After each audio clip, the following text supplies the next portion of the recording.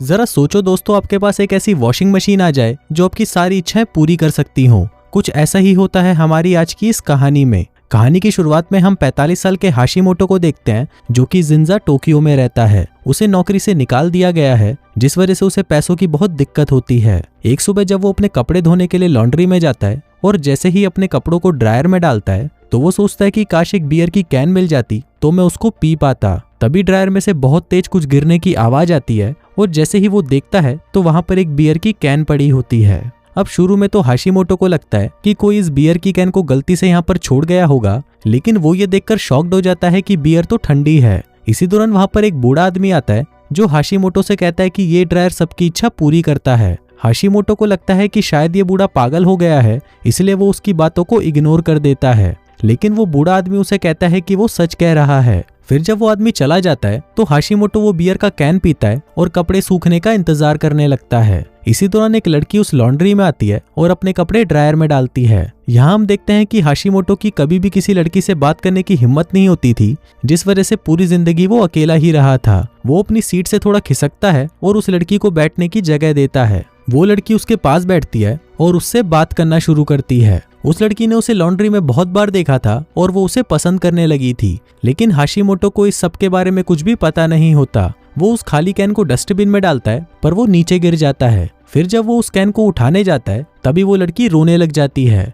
ये देखकर हाशिमोटो उससे रोने की वजह पूछता है तो वो लड़की कहती है कि उसने 40 कंपनियों में इंटरव्यू दिया था, लेकिन वो किसी में भी सेलेक्ट नहीं हुई। फिर हाशिमोटो उसे अच्छा फील करवाने के लिए कहता है कि उसकी भी नौकरी जा चुकी है। फिर वो उसे कहता है कि तुम इतनी कंपनीज में इंटरव्यू दे चुकी हो तो तुम्हारे पास तो काफी एक्सपीरियंस आ चुका है। अब ये सुनकर वो लड़की अपनी सिचुएशन को अलग तरह से देखने लगती है। फिर वो लड़की हाशिमोटो को थैंक यू बोलती है क्योंकि उसने उससे बहुत अच्छे से बात करी थी, इसके बावजूद भी कि वो एक अनजान लड़की है। इसके बाद हाशिमोटो अपने कपड़े ड्रायर से निकालता है और उसे बाय कहता है। फिर जब वो जाने लगता है तो वो लड़की उसे अपना नाम कोंडो बताती है, जिसके बाद वो घर चला जाता है। फिर रात में उसे उसकी माँ का कॉल आता है, जहां उसकी माँ उसे कहती है कि उसके पापा हॉस्पिटल में हैं, जिस वजह से उन्हें 1800 येन चाहिए। अब हाशिमोटो के पास ना तो कोई पैसे थे और ना ही कोई सेविंग्स थी, लेकिन इसके बाद भी वो उन्हें पैसे देने के लिए प्रॉमिस कर देता है। फिर अगली सुबह वो फिर से उस लॉन्ड्री में जाता है। उसे ये तो पता था कि वो बूढ़ा आदमी उससे मजाक कर रहा था, लेकिन वो फिर भी एक बार चेक करता है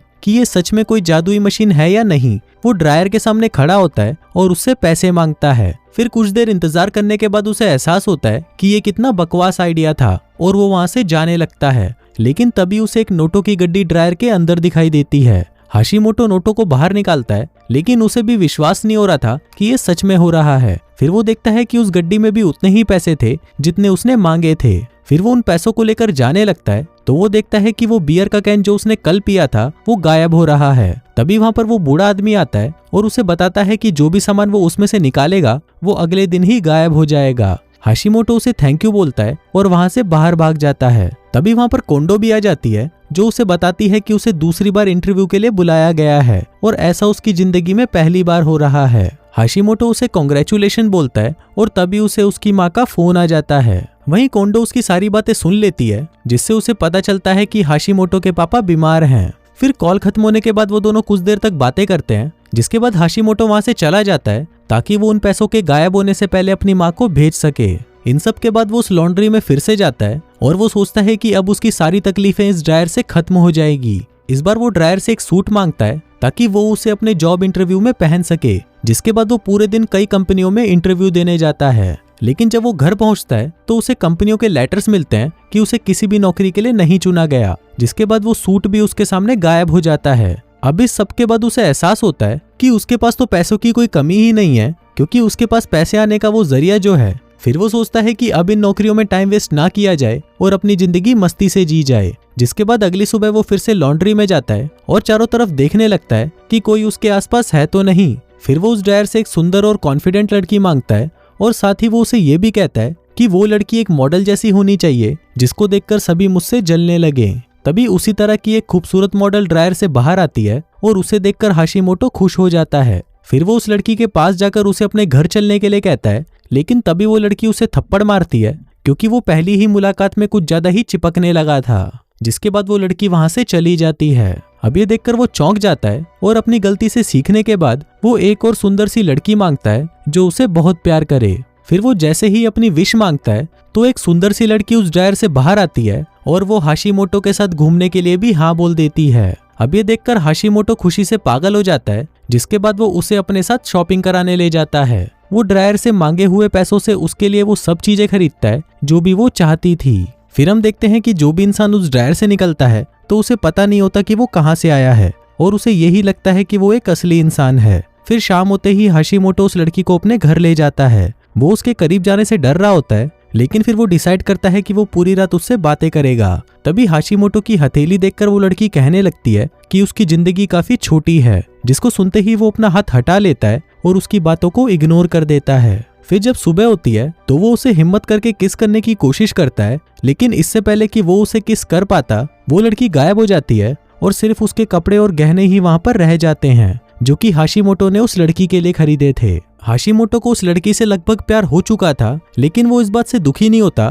क्योंकि उसके पास तो कई सारी लड़कियां लाने का ऑप्शन रहता है। फिर अगले दिन से वो हर रोज एक नई लड़की मांगने लगता है और उसमें से हर लड़की अलग अलग नेचर की निकलती है। वो उनको घुमाने लेकर जाता है और उन्हें महंगे महंगे कपड़े खरीद कर देता है। अब वो अपनी जिंदगी काफी मजे से जी रहा था। फिर एक दिन जब वो एक लड़की के साथ घूम रहा था तभी वहां पर कोंडो उसे देख लेती है। अब उनको साथ देखकर कोंडो को जलन होती है और वो उन दोनों का पीछा गहनों की दुकान तक करती है। अब ये देखकर वो हैरान हो जाती है कि हाशिमोटो ने उस लड़की को एक बहुत ही महंगी अंगूठी दी थी और कोंडो ये देखकर गुस्सा हो जाती है। इसके साथ उसे ये भी समझ नहीं आता कि इतने सारे पैसे उसके पास आ कहां से रहे हैं, वो भी इतने कम टाइम में। इसके बाद जब वो फिर से लॉन्ड्री में जाता है तो वहां उसे कोंडो मिलती है और उससे पैसों के बारे में पूछने लगती है। इसके जवाब में हाशिमोटो उसे कहता है कि उसकी एक लॉटरी लगी थी। साथ ही वो उसे ये भी बताता है कि वो उस लड़की के साथ रिलेशनशिप में है। अब कोंडो को लगने लगा था कि वो लड़की उसे बर्बाद कर देगी क्योंकि वो उसे सिर्फ पैसों के लिए इस्तेमाल कर रही है। कोंडो उसे समझाने की कोशिश करती है, लेकिन हाशिमोटो उसकी कोई बात नहीं सुनता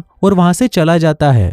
इसके बाद वो फिर से उस लड़की के साथ घूमने जाता है और उसे रेस्टोरेंट की छत पे ले जाकर एक महंगी सी अंगूठी पहनाता है और कहता है कि वो उसे बहुत प्यार करता है। लेकिन कुछ देर बाद वो लड़की भी गायब हो जाती है और सिर्फ उसकी अंगूठी रह जाती है, जिसके बाद हमेशा की तरह हाशिमोटो वो अंगूठी उठाकर रख लेता है। अब क्योंकि वो हमेशा ही एक मासूम लड़की मांगता था तो इस बार वो सोचता है कि क्यों ना मैं एक सिडक्टिव लड़की मांगू।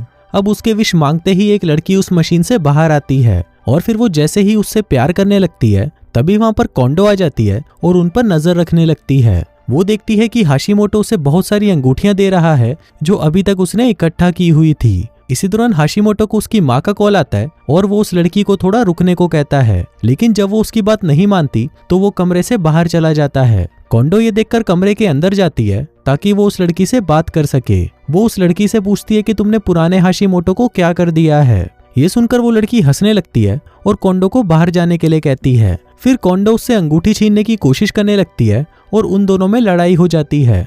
वहीं दूसरी तरफ हाशिमोटो अपनी माँ से बात कर रहा होता है, जहां उसकी माँ उसे बताती है कि शायद उसके पिता का ऑपरेशन हो सकता है, लेकिन अब उन्हें पैसों से ज्यादा उसकी जरूरत है। लेकिन हाशिमोटो तो अपनी गर्लफ्रेंड्स के पीछे ही पागल हो चुका था, इसीलिए वो वहां पर आने से मना कर देता है। इसी दौरान वहां पर वो बूढ़ा आदमी आता है और हाशिमोटो से कहता है कि वो एक बात बताना तो भूल गया था कि ड्रायर में से जो भी इंसान बाहर आएगा वो एक दिन में गायब हो जाएगा। इस पर हाशिमोटो हंसने लगता है और कहता है कि उसे ये बात पहले ही पता है। वहीं हम लॉन्ड्री में देखते हैं कि वो दोनों लड़कियां अभी भी लड़ ही रही होती हैं, जिसके बाद वो नई लड़की वहां से गुस्से में चली जाती है क्योंकि उसे लगता है कि हाशिमोटो उसे धोखा दे रहा है। तभी वहां पर हाशिमोटो आता है और देखता है कि कोंडो रो रही होती है। तभी कोंडो ये विश मांगती है कि जिस हाशिमोटो से वो पहले दिन मिली थी वो वापस आ जाए। अब उसके ये विश मांगते ही हाशिमोटो उस ड्रायर के अंदर चला जाता है और जब वो बाहर आता है तो उसके कपड़े बदल जाते हैं। उसने वही कपड़े पहने होते हैं जो उसने उस दिन पहने थे जब वो पहली बार कोंडो से मिला था। अब हाशिमोटो को समझ आ जाता है कि ड्रायर ने कोंडो की ये इच्छा पूरी कर दी है और अब क्योंकि वो उस ड्रायर से बाहर आया है तो उसके पास जीने के लिए सिर्फ एक ही दिन बचा है। वहीं दूसरी तरफ टीवी पर यह खबर आ रही होती है कि हजारों येन एक ज्वेलरी शॉप से रातों रात गायब हो चुके हैं। अब ये देखते ही हाशिमोटो जमीन पर गिर जाता है और वहीं कोंडो हाशिमोटो को देखकर कुछ समझ नहीं पाती कि ये हो क्या रहा है। और इसी सस्पेंस के साथ ये कहानी यहीं खत्म हो जाती है।